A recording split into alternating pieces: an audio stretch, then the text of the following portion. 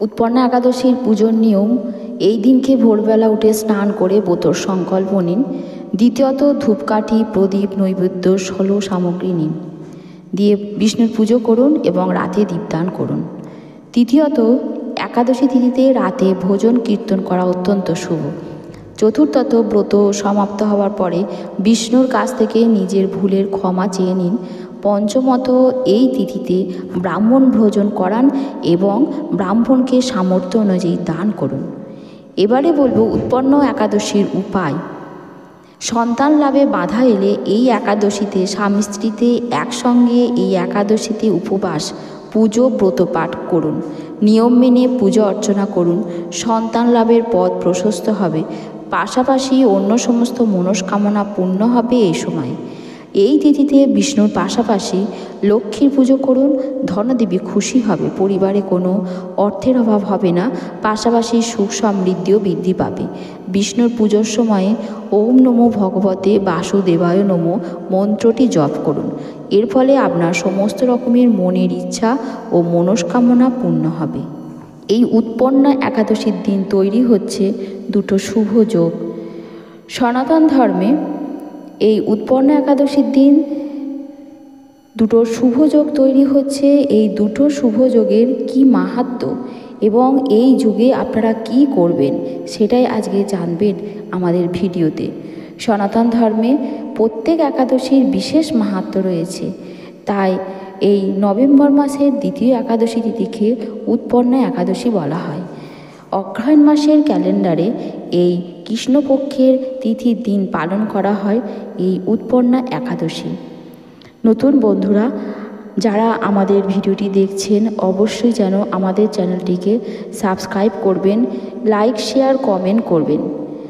যারা আমাদের চ্যানেলের সাবস্ক্রাইব করে রেখেছেন তাদেরকে অসংখ্য ধন্যবাদ।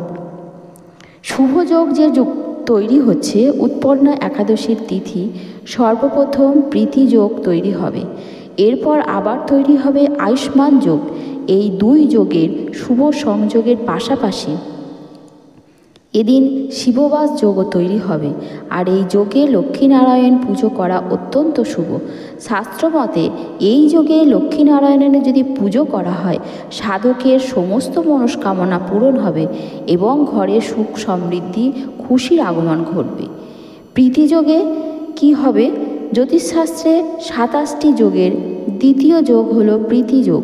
এই প্রীতিযোগে কোনো শুভ কাজ যদি করা হয় অত্যন্ত ফলপ্রসূ হবে। এই যোগে বিশেষ কোনো অনুষ্ঠান, বিশেষ কোনো কাজ বা নতুন কোনো প্রজেক্ট তৈরির জন্য খুবই শুভ। এই যোগ বিবাহিতদের জন্যও অত্যন্ত শুভ। এই যোগে বিবাহিতদের দাম্পত্য জীবন অত্যন্ত সুখের হবে। আর আয়ুষ্মান যোগে জাতকদের জীবনে সৌভাগ্য, সর্বাত্ম সিদ্ধি, অভাবনীয় সমৃদ্ধির যোগ তৈরি হবে।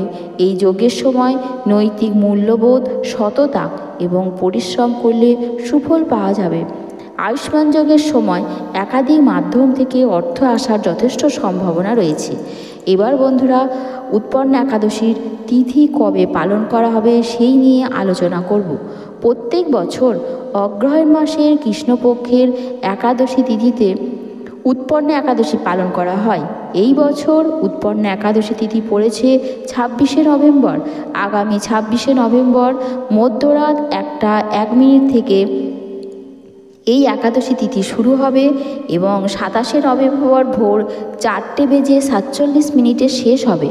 উৎপন্না একাদশী তিথি 26শে নভেম্বর 2024 মঙ্গলবারে পালন করা হবে। তবে এই বিশেষ একাদশী তিথি দেশের সমস্ত জায়গায় এক জায়গায় এক সময় পালন করা হবে। উৎপন্না একাদশী তিথির যথেষ্ট মাহাত্ম্য রয়েছে। হিন্দু ধর্মে উৎপন্না একাদশী তিথি ব্রত এবং উপবাসের বিশেষ গুরুত্ব রয়েছে। প্রচলিত ধারণা অনুযায়ী এই তিথির দিন ব্রত বা উপবাস যদি রাখা হয় পূর্বজন্মের সমস্ত রকমের পাপ থেকে মুক্তি মিলবে। অগ্রহায়ণ মাস অর্থাৎ মার্গশীর্ষ মাসকে শ্রীকৃষ্ণের স্বরূপ হিসেবে মানা হয়। এই জন্যই এই একাদশীর দিন পুজোর শুভ মুহূর্তে বালগোপালের পুজো করা অত্যন্ত শুভ এবং লাভজনক। 26 নভেম্বর 2024 সালে উৎপন্ন একাদশীর দিনে প্রীতিযোগ, আয়ুষ্মান যোগ এবং দ্বিপুষ্কর যোগ সহ 3টি শুভযোগ গঠিত হচ্ছে। তাই এই দিনে ভগবান বিষ্ণুর পুজোর বিশেষ গুরুত্ব রয়েছে। 26 নভেম্বর যারা উৎপন্ন একাদশীর উপবাস পালন করবেন তারা 27 নভেম্বর 2024 তারিখে দ্বাদশী তিথিতে দুপুর 1:02 থেকে 3:07 পর্যন্ত উপবাস ভঙ্গ করতে পারেন। এবারে বন্ধুরা বলবো উৎপন্ন একাদশীর পুজো পদ্ধতি সম্পর্কে। উৎপন্ন একাদশীর দিন সকালবেলা ঘুম থেকে উঠবেন, স্নান করবেন। দ্বিতীয়ত, পরিষ্কার পোশাক পরবেন, পরে পুজোতে বসবেন। তৃতীয়ত, যথাযথ আচারের সাথে ভগবান বিষ্ণুর পুজো করবেন। তাদের অর্পণ করবেন ফুল, ফল, ধূপকাঠি, অক্ষত ও নৈবেদ্য। এবারে যেটা বলবো, ভগবান বিষ্ণুর মন্ত্র এবং বিষ্ণু সহস্র নাম পাঠ করবেন। সন্ধ্যায় আবার ভগবান বিষ্ণুর পুজো করবেন, হলুদ ও মিষ্টি নিবেদন করবেন। পরের দিন আচার অনুসারে উপবাস ভঙ্গ করে ব্রাহ্মণদের অন্ন প্রদান